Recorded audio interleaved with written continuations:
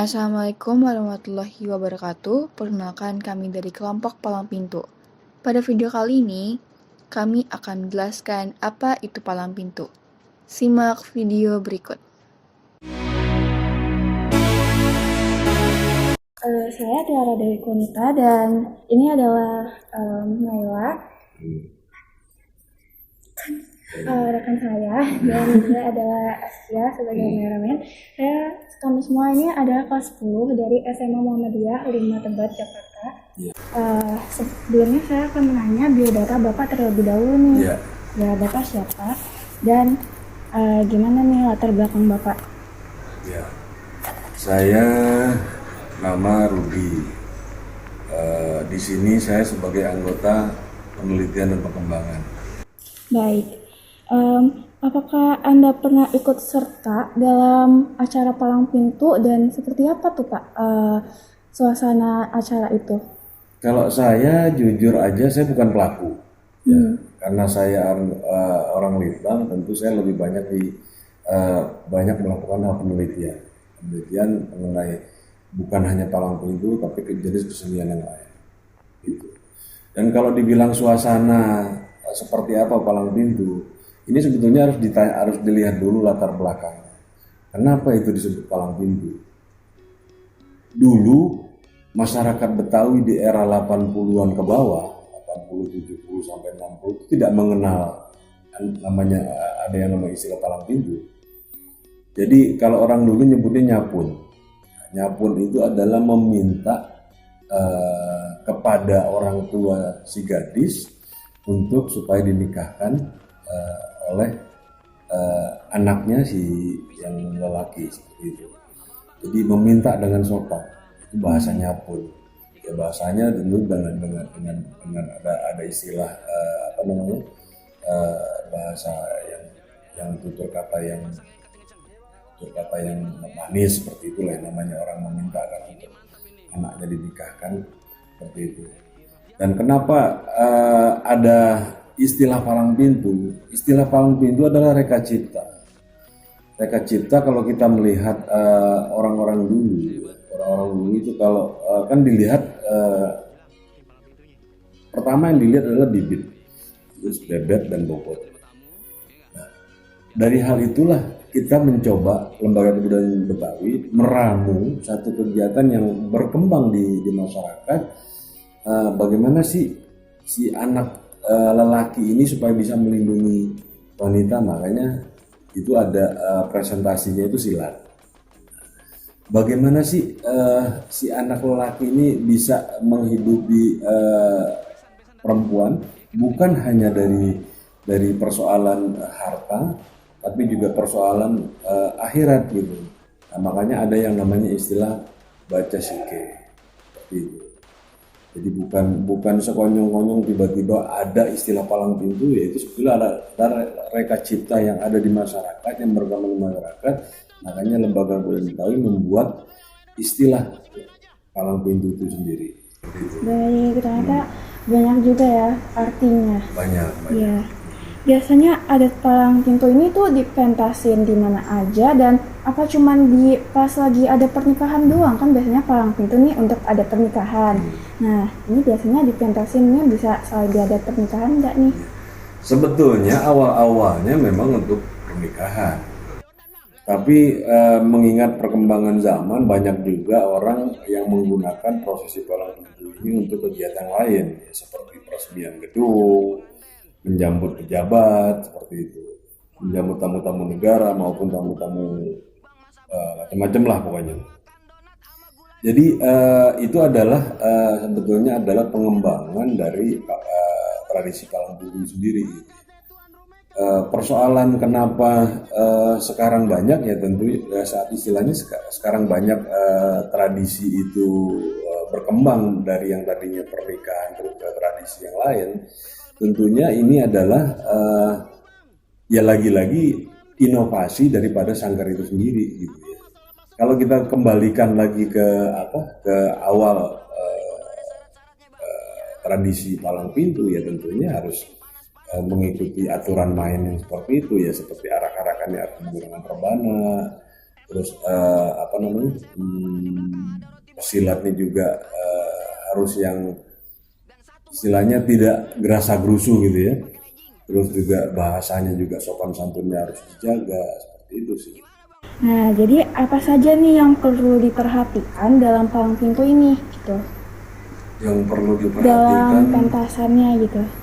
kalau saya sebagai peneliti tentunya melihat hal-hal yang memang berkaitan dengan tradisi Betawi Tempo dulu ya.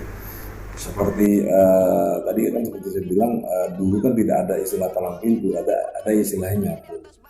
Tentunya bahasa yang digunakan pada saat berbalas pantun tentunya berbahasa yang sopan dan dan mudah dimengerti juga oleh orang lain gitu. Apalagi kalau kita melihat sekarang ya, kan tentunya waktu juga sangat sangat apa ya, sangat terbatas ya. Kalau umpama pernikahan di gedung itu kan rata-rata 2 jam. Kalau palang pintu terlalu lama juga orang akan bosen gitu. Sementara juga tamunya kan banyak. Ya kita harus mencoba meminimalisir kegiatan tersebut, tapi dengan tidak menghilangkan apa namanya, tidak menghilangkan kesakralannya seperti itu. Em, Apa nih, kan zaman sekarang tuh udah banyak ya, Indonesia tuh udah banyak budaya luar yang masuk, dan juga jarang juga nih jadinya orang-orang Indonesia terutamanya anak muda untuk mempelajari palang pintu sendiri. Nah, untuk dari Bapak, apa motivasi untuk anak muda agar palang pintu ini bisa berkembang nih sampai ke depannya dan bisa jadi semua orang nih termasuk anak milenial bisa mengembangkan palang pintu ini? Baik. Saran saya sebetulnya gini, lagi-lagi banyak cara yang kita lakukan. Seperti karena saya juga di sini memegang admin medsos ya. Ya, medsos itu bisa Instagram, bisa di Facebook, bisa di Twitter, di Facebook atau di YouTube dan segala macam. Dan itu adalah cara kita untuk mengenalkan budaya Betawi, bukan hanya palang pintu ya, budaya Betawi secara umum kepada generasi milenial. Kenapa kita harus mencoba mencari terobosan ke medsos gitu ya? Karena saya lihat memang generasi muda sekarang lebih familiar dengan gadget gitu ketimbang dia harus melakukan kegiatan di luar ruang gitu. Nah, makanya dengan hal ini kita tidak segan-segan untuk mengajak para generasi muda, ayo bareng-bareng. Kalau bukan kita, siapa lagi, seperti itu. Karena bagaimanapun juga ya kita tidak punya cara lain untuk mengenalkan apa namanya, mengenalkan budaya Betawi ini kepada generasi milenial, apalagi dengan kondisi seperti sekarang ini ya, pandemi yang sedemikian hebatnya, yang pada akhirnya segala bentuk kegiatan luar ruang itu kan sangat dibatasi oleh pemerintah. Ya, kita menyadari itu. Ketimbang kita juga nanti menjadi sumber malapetaka buat orang lain, bahkan mungkin juga sebaliknya seperti itu. Ya, dengan cara inilah akhirnya kita lakukan.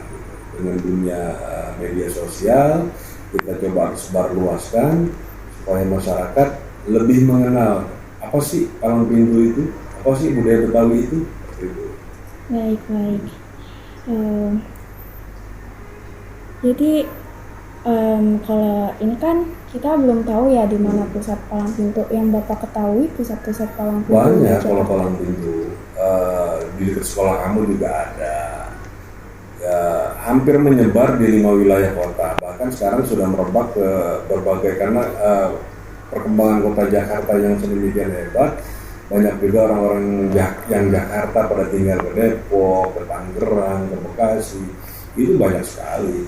Bahkan kalau kita hitung jumlah sanggar palang pintu itu sendiri, di mana ada sanggar silat pasti ada palang pintu. Itu bisa ribuan sanggarnya. Kalau dibilang dipusatkan di mana, nggak ada, karena sudah menyebar, karena dia sudah menjadi budaya komunal. Gitu. Baik, itu tadi sudah pertanyaan dari saya, sudah selesai. Terima kasih untuk Bapak Rudi sudah bisa kita wawancarai. Terima kasih banyak. Dan itu tadi adalah palang pintu yang dijelaskan oleh Pak Rudi. Dan sekian wawancara saya dan teman-teman saya. Terima kasih Pak Rudi. Wassalamualaikum warahmatullahi wabarakatuh. Waalaikumsalam warahmatullahi wabarakatuh. Oh ya Bang, kapan sih palang pintu itu diadakan pertama kali?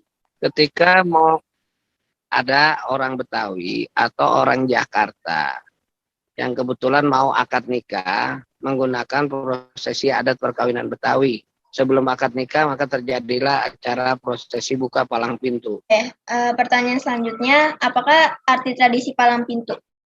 Nah, yang pertama, palang pintu itu sendiri itu adalah sosok pesilat-pesilat yang nanti akan menyambut kedatangan calon pengantin laki-laki beserta rombongan. Nah, para pesilat inilah yang menghadang. Nah, palang pesilat ini yang dipanggil palang pintu. Nah, kalau para pesilat dari rombongan calon pengantin laki-laki itu yang akan buka pintu, yang akan buka kuncinya gitu ya. Adalah sosok jawara atau pesilat yang akan menghalangi maksud dan tujuan dari calon pengantin laki-laki. Nah, jadi maksud tujuannya dihalangi dengan para pesilat. Kemudian calon pengantin laki-laki juga bawa pesilat, jawara, maka terjadilah acara buka palang pintu yang salah satunya harus bisa mengalahkan jawara atau pesilat dari pihak tuan rumah atau calon pengantin perempuan. Itu yang dipanggil palang pintu.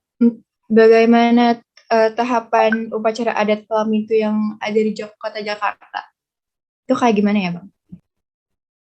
Ya, pertama calon pengantin laki-laki ketika mau keluar rumah itu diawali dengan acara selamatan, ya yasin dan tahlil, terus mengirim doa-doa untuk orang-orang tua yang telah mendahului kakek neneknya dan mendoakan acara ini supaya berjalan dengan lancar. Kemudian pengantin dikeluarkan berdiri persis di depan pintu, ada juga yang duduk, itu dibacakan selawat dustur. Ketika sudah selesai, kemudian dia cium tangan kepada kedua orang tuanya, diiringi dengan rakaat timring, pengantin ini kemudian berjalan menuju ke tempat tujuan, disambut dengan petasan sebagai tanda bahwa rombongan. Kemudian seiring sejalan petasan berbunyi sebagai tanda bahwa calon pengantin laki-laki siap berangkat ke tempat tujuan calon pengantin perempuan. Sesampai di calon pengantin perempuan, maka sudah disambut juga petasan sebagai tanda bahwa rombongan calon pengantin perempuan sudah siap dengan segalanya. Maka dari pengantin perempuan sudah menyiapkan para jawaranya, pesilatnya atau palang pintunya. Juga ada tukang pantunnya yang akan berdialog nanti lewat bahasa pantun. Dan para sanak saudara yang akan menyambut kedatangan dari calon pengantin laki-laki. Calon pengantin laki-laki diiringi rebana ketimpring, juga satu pasang kembang kelapa diapit pengantinnya. Juga ada orang tuanya di situ. Kemudian ada tim rebanak timpring, juga ada pesilat jawara-jawara yang akan membuka pintunya yang dihalangi nanti. Dan bawah-bawahnya ada roti buaya, ada buket buah, juga ada hadiah-hadiah yang lain, makanan kuliner, makanan Betawi berupa geplak, wajik, dodol, dan alat-alat kosmetik yang bentuk buket, juga seperangkat sholat. Nah, makna kembang kelapa di sini, mudah-mudahan pasangan pengantin nanti seperti pohon kelapa, tidak ada yang terbuang. Semuanya bermanfaat, baik dirinya, keluarganya, orang tuanya, tetangganya, nusa dan bangsa. Kemudian ada juga bau-bauan dari roti buaya. Roti buaya maknanya mudah-mudahan pasangan pengantin seperti roti buaya yang disimbolkan sebagai lambang kesetiaan, susah senang bersama, hidup sampai mati pasangannya cukup satu pasangan, dan tidak ganti-ganti. Maknanya lambang kesetiaan. Nah, ketika sampai rombongan calon pengantin laki-laki, maka dihadanglah dengan rombongan calon pengantin perempuan, diawali dengan sastra, pantun Betawi. Dialognya dengan pantun. Dari inti pantun itu, maka dia minta syarat untuk bisa duduk nikah dengan calon pengantin perempuan. Yang pertama sebagai simbol keberanian laki-laki, bahwa dia siap berumah tangga, siap melindungi keluarganya, aktualisasinya melalui perkelahian. Setelah perkelahian dipenuhi dan jawara-jawara palang pintunya sudah kalah dari pihak perempuan, syarat yang kedua dia minta sebagai simbol orang yang taat agama, bukan Islam KTP, bisa mengaji dengan harapan bisa mengajarkan anak dan istrinya menjadi keluarga yang sakinah mawaddah warahmah, maka aktualisasinya diminta bacakan atau tarikin lah kalau orang Betawi bilang, lagu-lagu sike. Lagu sike ini lagu yang ada ketika orang membaca qiraat Al-Quran itu dengan nada-nada, salah satunya nadanya nada sike. Kedua syarat ini udah dipenuhin, baru dipersilakan masuk untuk duduk nikah. Nah, nikahnya cara orang Betawi tidak didudukan berdua, dia harus terpisah. Kapan duduk berduanya? Setelah diijab kabul, saya terima nikahnya dan kawinnya sah, baru pengantin perempuannya boleh duduk bersanding karena sudah sah, gitu ya. Bukan seperti di sinetron, pengantin ceritanya Betawi, pengantin kawin tapi sudah duduk berduaan. Itu bukan adat Betawi. Demikian. Sekian video wawancara dari kelompok kami. Terima kasih kepada Bang Bahtiar dan Bang Rudi yang sudah bersedia untuk kami wawancara. Dan terima kasih juga untuk Pak Dedi selaku guru mata pelajaran seni budaya yang sudah bersedia untuk membimbing kami untuk melakukan video wawancara ini. Sekian dari kami. Wassalamualaikum warahmatullahi wabarakatuh.